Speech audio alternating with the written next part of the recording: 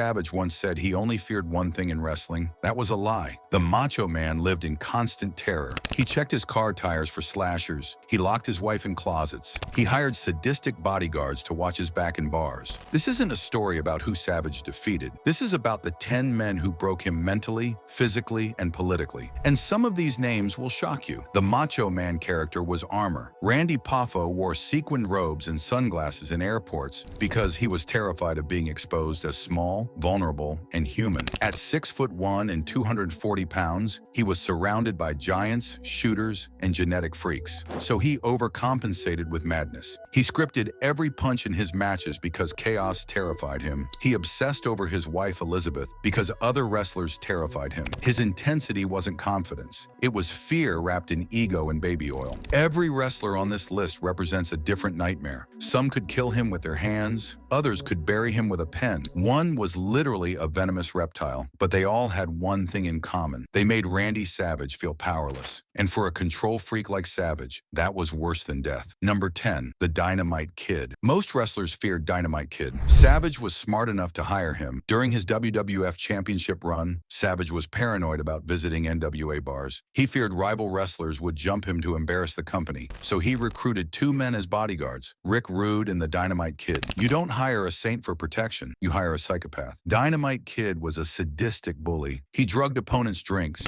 He tortured rookies with ribs that left scars. He got into real fistfights backstage, like the one where Jacques Rougeau hit him with a roll of quarters. Savage kept Dynamite close because he knew what Dynamite could do. If Savage ever ended up on his bad side, he'd be subjected to the same cruelties Dynamite inflicted on others. This was the fear of the rabid dog. You feed it, you pet it, you make sure it bites everyone else. But you never forget that one day it might turn on you. Savage spent his entire friendship with Dynamite walking on eggshells, hoping the monster he unleashed wouldn't come for him next. Tom Billington, Dynamite's real name, was known throughout the locker room as unpredictable. He would snap without warning. One day he'd be your best friend. The next day he'd put laxatives in your protein shake or slash your rental car tires. Savage witnessed these acts firsthand. He saw Dynamite make grown men cry. He saw him hospitalize people with cheap shots disguised as roughhousing. The relationship was transactional. Savage provided Dynamite with respect, drinks, and probably money. In return, Dynamite made sure no one touched Savage in public. But Savage never relaxed around him. He never let his guard down. Because he knew that Dynamite's loyalty lasted only as long as the benefits kept coming. The moment Savage stopped being useful, he'd become another victim. Number 9, Kevin Nash. By the time Savage reached WCW in the 1990s, the game had changed. Physical shooters still existed, but now there was a new threat, political sharks. And Kevin Nash was the biggest shark in the tank. Nash was 7 feet tall, charismatic, and worst of all, he had booking power. He held the pen that wrote the storylines, and he hated Randy Savage. Nash viewed Savage as old, small, and stuck in the past. He represented the new generation that wanted the 80s stars to step aside for the NWO. Savage, desperate to protect his spot, viewed Nash as an untalented giant who used backstage politics to stay on top. The tension exploded several times. In one famous incident, Savage confronted Nash in a hallway or bathroom. Nash, unbothered by Savage's manic energy, reportedly slapped him or shoved him aside like he was swatting a fly. Savage couldn't beat Nash physically. In the 80s, Savage could outwork big men with speed and cardio, but by the 90s, his knees were failing. His body was breaking down. He couldn't dance around Nash anymore. Worse, he couldn't fight Nash politically. Nash buried Savage in embarrassing storylines. He covered him in sewage on live TV. He kept him away from the world title. Savage's paranoia about being phased out was directly tied to Nash's rise, and there was nothing he could do about it. The sewage incident was particularly humiliating. Nash, playing a member of the Wolfpack, dumped actual sewage into Savage's limousine on Nitro. Savage had to stand there, covered in filth, while the crowd laughed. This wasn't wrestling. This was Nash asserting dominance, showing Savage that he could humiliate him whenever he wanted, and Savage had no recourse. Behind the scenes, Nash would mock Savage openly. He'd do impressions of Savage's voice in production meetings. He'd pitch storylines designed to make Savage look foolish. The Team Madness era, where Savage was reduced to a parody of himself surrounded by younger women, was Nash's handiwork. Savage knew it, but he couldn't stop it. Nash controlled the narrative. This was a new kind of fear for Savage. In the WWF, he feared physical violence. In WCW, he feared irrelevance. Nash represented the younger generation taking over, and Savage Savage, for all his perfectionism and intensity, couldn't script his way out of this one. Number 8. Scott Steiner. If Savage hated anything, it was unpredictability. Scott Steiner, by the late 1990s, had become Big Papa Pump, a steroid-fueled monster with no filter and no script. Steiner threw reckless suplexes that dropped opponents on their heads. He grabbed the microphone during live shows and buried Ric Flair, management, and anyone else he wanted. Savage, who carefully curated his image for decades, was terrified of working with him. Steiner was an unsafe worker. Savage was aging and dealing with a lifetime of injuries. He couldn't trust Steiner not to break his neck with a botched suplex, but the physical danger was only half of it. Steiner was also a loose cannon on the mic. He shot on people in real time, exposing backstage politics and personal drama. Savage feared being the target of one of Steiner's unscripted tirades. He also witnessed Steiner terrorize others backstage. Kimberly Page, DDP's wife, was famously harassed by Steiner. Savage saw this and knew he couldn't control the situation. He couldn't beat Steiner in a real fight. Steiner was an all-American collegiate wrestler with legitimate grappling skills, and Savage couldn't beat him on the microphone either, because Steiner wouldn't follow the script. So Savage did what he always did with threats he couldn't control. He avoided him. Steiner's transformation from the clean-cut college kid to Big Papa Pump represented everything Savage feared about the business: the loss of professionalism, the rise of chaos, the erosion of kayfabe. Steiner would go on live television and say things that weren't in the script. He'd expose finishes. He'd call out politicians. He'd threaten people for real. Savage built his entire career on control. Every match was choreographed. Every promo was rehearsed. Steiner destroyed that. When Steiner got on the microphone, anything could happen. Savage couldn't prepare for that. He couldn't script around it. All he could do was stay out of Steiner's way and hope he never became a target. The physical aspect was equally terrifying. Steiner's suplexes were dangerous. He'd pick people up and drop them straight on their heads or necks. Savage watched younger, healthier wrestlers get hurt by Steiner's recklessness. He knew his body couldn't take that kind of punishment anymore. One wrong move and his career could end. Or worse, he could end up paralyzed. Number 7. Scott Norton. Scott Norton is a forgotten name today, but in the 1990s, he was a legitimate monster. Norton was a champion arm wrestler who made his name in New Japan Pro Wrestling. In Japan, foreign wrestlers had to be legitimately tough to survive the dojo culture. Norton was a tank. He had immense static strength and a reputation for not taking any nonsense. Norton and Savage crossed paths in WCW. During a match, Savage delivered his signature flying elbow drop. Standard wrestling protocol says the elbow drop is a finisher. The opponent stays down. Norton didn't. He reportedly no-sold the move. He got up immediately or kicked out with extreme force, making Savage's finisher look weak. Savage was furious, but he didn't confront Norton physically. He complained to management instead. Why? Because he knew Norton's reputation. Norton wasn't a politician or a character. He was a powerhouse who could snap limbs if things went wrong. WCW in the mid-90s was filled with legitimate tough guys like Meng, Barbarian, and the Steiners. Savage found himself increasingly isolated. His avoidance of Norton was a tactical survival decision. He knew Norton had the strength to destroy him. The no-sell incident was a direct challenge to Savage's credibility. In wrestling, when someone no-sells your finisher, they're saying your move doesn't hurt. They're exposing you as weak. For Savage, whose entire persona was built on being the Macho Man, this was intolerable. But what could he do? If he confronted Norton backstage, Norton could break him in half. Norton had trained in the New Japan dojos, where young boys got beaten for making mistakes. He'd survived in an environment that valued real toughness over showmanship. Savage knew he couldn't match that. He was an athlete, yes, a former baseball player with great cardio, but Norton was a different breed. He could bench press a car. He could break bones with his grip strength alone. So Savage went to management. He complained that Norton was unprofessional, that he wasn't following the script. But in WCW's chaotic environment, management didn't always listen. Norton had connections in Japan. He had value as a legitimate tough guy. Savage's complaints went nowhere, and the feud they were supposed to have got canceled. Not because management sided with Savage, but because they didn't want the liability of what might happen if these two really went at it. Number 6. Bad News Brown. Bad News Brown was an Olympic judo bronze medalist. He was a solitary figure in the locker room who refused to play politics and refused to be bullied. He once challenged Andre the Giant to a fight on a tour bus, and Andre backed down. For Savage, witnessing someone tame his own greatest fear made Brown an entity of supreme danger. Savage relied on cooperation in the ring. Brown relied on leverage and strikes. In late 1988 and early 1989, they feuded over the WWF Championship. Their matches, particularly the Harley Street fight, were noted for their stiffness. Brown didn't bump easily. He worked a style that required the opponent to earn every move. Savage feared Brown because Brown was unmanageable. He was known to walk out on promotions if he felt disrespected, which he eventually did with the WWF after being promised a title run that never happened. Savage, who was paranoid about retaining his championship, viewed Brown as a threat not just to his physical safety, but to the continuity of his reign. If Brown decided to shoot in the ring and take the title, Savage had no grappling background to stop a judoka of Brown's caliber. His athleticism meant nothing against someone who could throw him on his head with technique. Brown's Olympic credentials made him a nightmare matchup for Savage. Judo is a grappling art based on throws and submissions. Savage had no defense against it. If Brown decided to ignore the script and apply a real choke or armbar, Savage would tap out or pass out. There was no in-between. The Harley Street fight showcased this tension. It was supposed to be a brawl, but Brown worked stiff. He hit Savage with real force. He didn't pull his punches. Savage had to take it because backing down would make him look weak. But every stiff shot was a reminder that Brown could hurt him for real if he wanted to. Brown's attitude made things worse. He didn't care about being a team player. He didn't politic backstage. He didn't kiss up to management. He operated on his own code. If you disrespected him, he'd walk out or confront you. Savage, who was used to navigating backstage politics, didn't know how to handle someone who refused to play the game. The fact that Brown backed down Andre was the final straw for Savage. Andre was Savage's ultimate authority figure, the man he feared most physically, and Brown challenged him. That meant Brown was willing to fight anyone, including Savage, and Savage knew he didn't have the skills to survive that encounter. Number 5, Ron Garvin. Before Randy Savage was the Macho Man in the WWF, he was Randy Poffo running an outlaw promotion called International Championship Wrestling with his father Angelo. They competed directly against NWA territories, stealing business and bad-mouthing the established order. Ron Garvin was a star for the NWA in Kentucky and Tennessee, and he didn't take kindly to the Poffos trying to destroy his livelihood. Garvin was a legitimate tough guy with hands of stone, but his weapon against Savage wasn't violence. It was humiliation. Garvin went on television and in interviews and called Savage by his real name, Randy Poffo. He broke kayfabe and exposed him as just Angelo's son. For a method actor like Savage, who lived his gimmick 24 hours a day, this was a violation of his core identity. Garvin also mocked Savage by dressing a wrestler named Pez Whatley in drag and calling him Miss Macho Man. He told stories about Savage's alleged shoplifting habits, painting him as a petty criminal instead of a superstar. Savage feared Garvin because Garvin was a shooter who didn't care about the script. He had a reputation for stiffing opponents who disrespected the business, and he held the keys to Savage's past, the humiliating secrets from the outlaw days that Savage wanted buried. Every time Garvin spoke, Savage worried his carefully constructed image would crumble. The psychological warfare Garvin waged was devastating. In an era when kayfabe was still protected, Garvin stripped it away. He told fans that Randy Savage was just a character, that underneath was Randy Poffo, a failed baseball player turned wrestler because his dad owned a promotion. This cut deep because it was true. The Miss Macho Man bit was particularly cruel. It mocked not just Savage, but the concept of Miss Elizabeth. It suggested that Savage needed a woman to get over, that he wasn't man enough on his own. In the hyper-masculine world of wrestling, this was a devastating insult. Garvin's hands of stone reputation made physical confrontation impossible. Garvin was known for punching guys for real if they got out of line. His nickname, Hands of Stone, came from his ability to knock people out with worked punches that felt real. Savage knew that if they ever fought, he'd end up unconscious or worse. The shoplifting stories were another layer of humiliation. Whether true or not, Garvin told them to paint Savage as a low-class thief, someone who stole cosmetics or sunglasses from stores. This clashed with Savage's image as a superstar. It made him look cheap, desperate, human. Savage escaped the outlaw territory days by going to the WWF, but Garvin followed him there. They crossed paths in the late 80s, and every interaction was tense. Savage knew Garvin could expose him at any moment, could tell Vince McMahon stories that would ruin his reputation. So Savage walked on eggshells. He avoided Garvin when possible, and when he couldn't avoid him, he showed respect, because the alternative was having his past dragged into the present. Number 4, Road Warrior Hawk. If Haku was the threat of violence, Road Warrior Hawk was the delivery of it. The Road Warriors were the alpha males of tag team wrestling, and Hawk was notoriously volatile, often fueled by substance abuse and a short temper. The conflict between Savage and Hawk began at a hibachi restaurant in Tampa in the mid-90s. Savage, in a moment of bravado or poor judgment, leaned over to Hawk's fiancée while Hawk was in the restroom. He made a crude comment or called her a liar. Hawk found out, and he held a grudge for years. Savage, knowing he had crossed a line with one of the most dangerous men in the business, tried to avoid him. But the inevitable collision came backstage at a New Japan Pro Wrestling show in 1996. Savage was preparing to wrestle Ric Flair. Hawk confronted him near the curtain. The exchange was brief. Hawk asked if Savage had called his wife a liar. Savage, still playing tough, said yes. Before he could finish the sentence, Hawk hit him. Some say it was a closed fist. Others say it was an open hand slap. Either way, Savage went down. His sunglasses flew off. His carefully constructed aura of invincibility shattered in front of the boys. Savage didn't fight back effectively. He had to go out and wrestle Flair immediately after, disoriented and humiliated. Years later, at a Kid Rock concert in 1999, they fought again in a bathroom. This time, Savage allegedly sucker-punched Hawk. But everyone knew the truth. Hawk was the hunter. Savage was the prey. Against the true heavyweights of the tough guy scene, Savage's madness was no match for their violence. The Japan incident was witnessed by multiple wrestlers. In the locker room, being knocked down is the ultimate humiliation. It exposes you as weak. It shows everyone that your tough guy act is just that, an act. Savage's reputation took a massive hit. Wrestlers who had respected his intensity now saw him as vulnerable. The fact that Savage had to immediately wrestle Flair made it worse. He went out there with his ego shattered, his confidence gone. Flair, a master of psychology, probably sensed it. The match must have been torture for Savage. Every bump reminded him that he'd just been knocked down by someone tougher. Hawk wasn't just tough, he was fearless. He had a death wish. He wrestled hurt. He fought in bars. He didn't care about consequences. That made him exponentially more dangerous than someone who calculated risks. Savage calculated everything. Hawk calculated nothing. That mismatch made any confrontation a losing proposition for Savage. The bathroom fight at the Kid Rock concert years later was Savage's attempt to restore his reputation. But sucker punching someone doesn't erase being knocked out in front of your peers. If anything, it made Savage look worse. Like a coward who could only fight when he had the element of surprise, Hawk's legacy remained intact. Savage's remained tarnished. Number 3, Haku. If you polled every wrestler from the 1980s and 1990s on who the toughest person in the business was, the answer is almost unanimous. Tonga Fafita, known as Haku in the WWF and Meng in WCW. For Randy Savage, a man who built his reputation on intensity, Haku represented a physical absolute that could not be challenged, worked, or politicized. Haku's reputation wasn't built on wrestling ability. It was built on a terrifying capacity for violence. Stories of Haku biting off a man's nose in a bar fight, gouging out eyes, or knocking out multiple police officers were locker room gospel. Savage, for all his bravado, was acutely aware of the hierarchy of violence. He knew that while he was a tough guy in the context of a wrestling match, Haku was a tough guy in the context of a homicide investigation. Savage's fear of Haku manifested as extreme professional deference. Unlike his volatile relationships with other mid-carders, whom he might bully or ignore, Savage treated Haku with grounded, respectful caution. There's archival footage from November 1988 where Savage, then WWF champion, cut a promo on King Haku. Usually Savage's promos were filled with manic energy, dismissive insults, and grandiose claims. But when addressing Haku, the tone shifted. He spoke of Haku's toughness with a seriousness that pierced the character. He acknowledged the threat. This was Savage signaling to Haku, "I respect you. I am not taking liberties." There are no stories of Savage yelling at Haku. No stories of Savage accusing Haku of looking at Elizabeth. Why? Because Savage knew Haku was the one man who could not only end his career, but physically dismantle him without effort. Savage's paranoia usually led him to attack potential threats preemptively. With Haku, his paranoia led to total avoidance. That silence is the loudest evidence of fear. The bar fight stories about Haku were legendary. One involved Haku biting off a man's nose and spitting it at the police when they arrived. Another involved him ripping out someone's eye with his bare hands. These weren't wrestling stories. These were criminal assault stories, and they were told as facts, not legends. Police officers who arrested Haku said it took 6 or more of them to subdue him, and even then he wasn't fully subdued. He was just contained. The man had no off switch, no fear, no hesitation. Savage, who operated on fear and calculation, couldn't comprehend that mindset. How do you deal with someone who genuinely doesn't care if they hurt you permanently? In Survivor Series 1989, Savage was on a team with other powerhouses. Haku was in the opposing faction. Savage's interactions with Haku were minimal. He didn't engage. He didn't showboat. He worked professionally and got out. This was Savage's survival instinct kicking in. Don't provoke,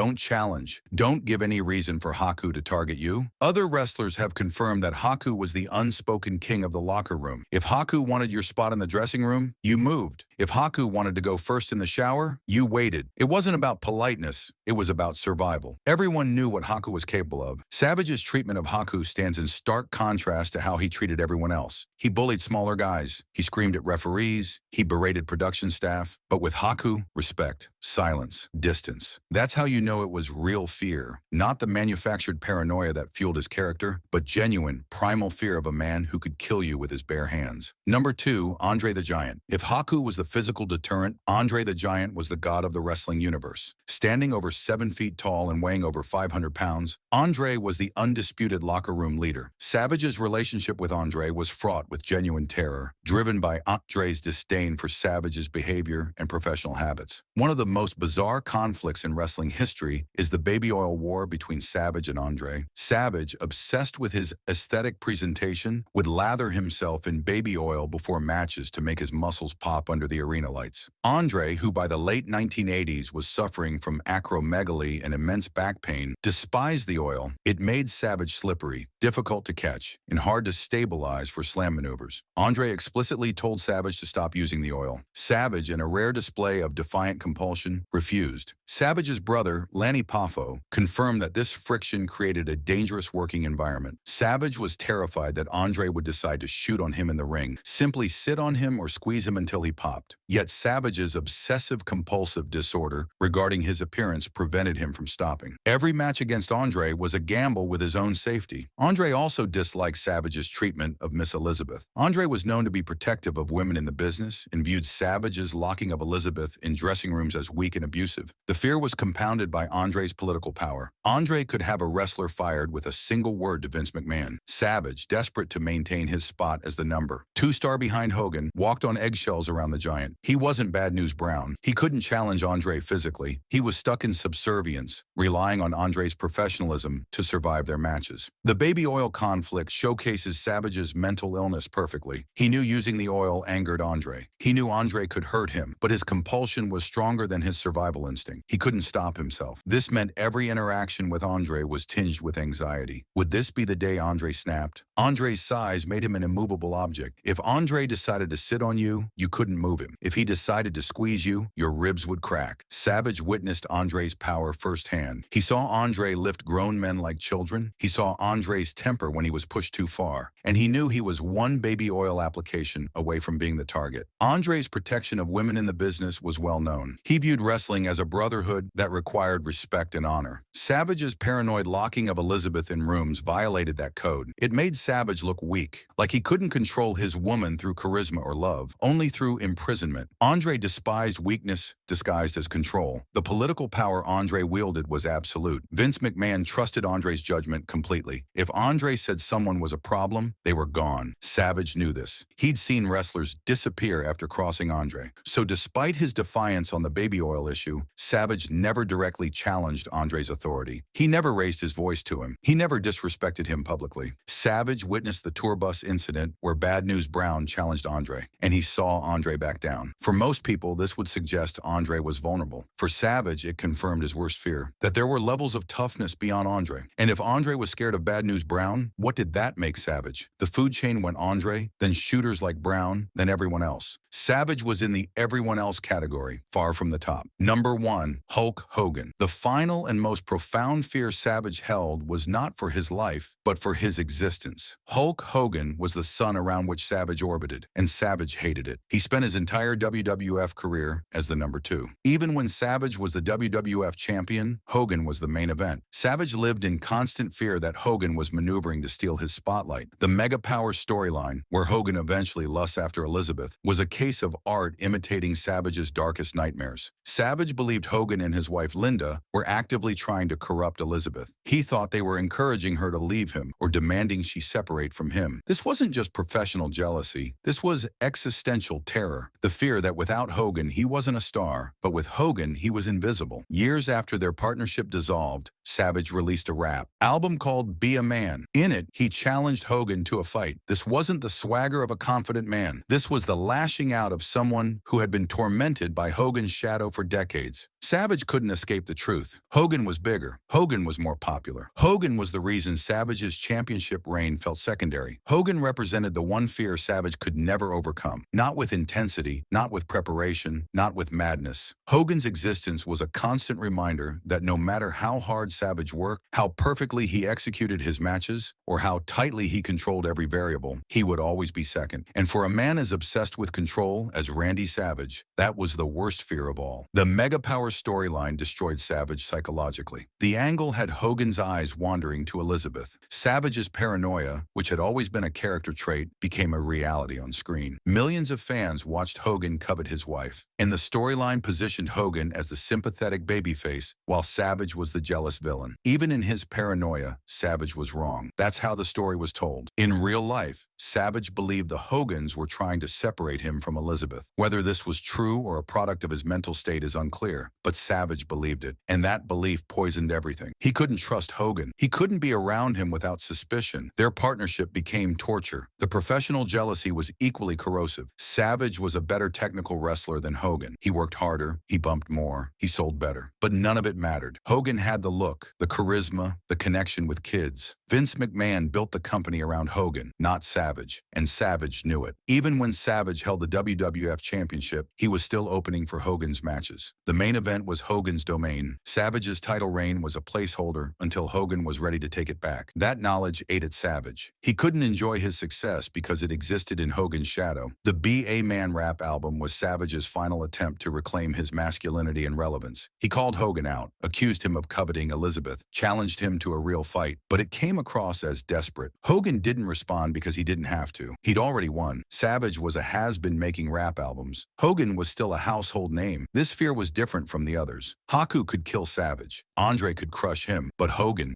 could make Savage irrelevant. And he did. By simply existing, Hogan diminished everything Savage accomplished. Every great match Savage had was compared to Hogan's main events. Every title reign was measured against Hogan's runs. Savage could never escape the comparison, and he always lost. Bonus the snake. That bit back. There's one more entry on this list. It's not a wrestler, it's a king cobra. In 1991, the WWF booked an angle where Jake Roberts' cobra would bite Savage. Savage was terrified of snakes. He refused to do the segment unless Roberts allowed the snake to bite him first to prove it was devenomized. Roberts, manipulating Savage's fear, agreed. During the segment, the snake bit Savage and wouldn't let go. Roberts had to physically pry it off. Savage's arm swelled up like a balloon. He was hospitalized with a 104-degree fever. This incident is the perfect metaphor for Savage's career-long anxiety. He tried to control the variable by testing the snake, but the chaos of the business bit him anyway. The fear in Savage's eyes during that segment wasn't acting. It was the raw terror of a man realizing he had lost control. Savage's phobia of snakes was well documented. He couldn't be in the same room as one without panicking. So when the WWF pitched the angle, Savage initially refused. He wanted nothing to do with it, but the angle was too good. Jake Roberts is the villain with his cobra versus Savage the babyface. The heat would be nuclear. So Savage negotiated. He demanded proof that the snake was safe. Jake agreed to let the snake bite him first. In Savage's mind, this was taking control. If Jake survived, he'd survive. This was Savage trying to script reality the way he scripted his matches. But reality doesn't follow scripts. The cobra latched onto Savage's arm and wouldn't release. Cobra bites work by clamping down with rear-facing teeth. The more you pull, the deeper they dig in. Jake had to carefully pry the snake's jaws open, while Savage tried not to panic on live television. The cameras caught everything. Savage's eyes wide with terror, his body rigid, his control shattered. The aftermath was worse. Savage's arm swelled to twice its normal size. He developed a fever that spiked to 104 degrees. He was hospitalized. The snake had been devenomized, but bacteria from its mouth caused an infection. Savage had prepared for venom. He hadn't prepared for bacteria. Once again, chaos found a way through his defenses. This segment became iconic because the fear was real. Wrestling fans can spot fake reactions. They know when someone's acting. acting. But Savage's terror when that cobra bit him was genuine. It wasn't Macho Man selling. It was Randy Poffo experiencing his worst nightmare coming true on live television. Randy Savage was a brilliant performer. His matches were art. His promos were poetry. But his brilliance was fueled by fear. The intensity in his eyes was real. He wasn't acting like a man on the edge. He was a man on the edge, constantly looking over his shoulder for the shooter, the giant, or the snake waiting to take everything he had built. He checked his car tires for slashers. He hid his wife in closets. He hired sadistic bodyguards. He scripted every move to eliminate chaos. And still, 10 men terrified him. Hogan stole his spotlight. Andre threatened to crush him. Haku could kill him. Hawk knocked him out. Garvin exposed him. Bad News Brown could shoot on him. Norton disrespected him. Steiner endangered him. Nash buried him. And Dynamite Kid was the monster he kept on a leash, praying it never turned. The Macho Man was a suit of armor Randy Poffo wore to survive a world of giants, monsters, and backstabbers. And in the end, the 10 wrestlers he feared were the architects of the madness that made him a legend.